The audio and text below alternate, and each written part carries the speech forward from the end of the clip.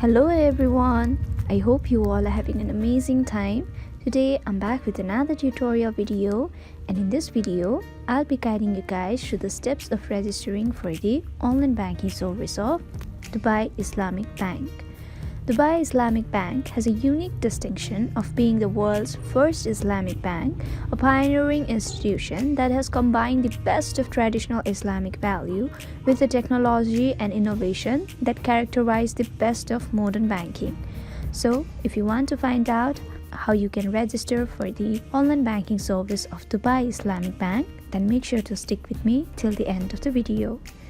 First of all, open the app Dubai Islamic Bank. Once it has fully loaded, tap on the option Get Started. Now read the information provided here and then swipe towards the left. Now you can skip this by tapping on Skip at the bottom right. To get started, you need to provide your email address and then enter your mobile number. So provide the details asked here. After that, one-time password, that is OTP, will be sent to the number you have provided. Once you get the code, enter it here and then follow the further instructions that will be provided to you.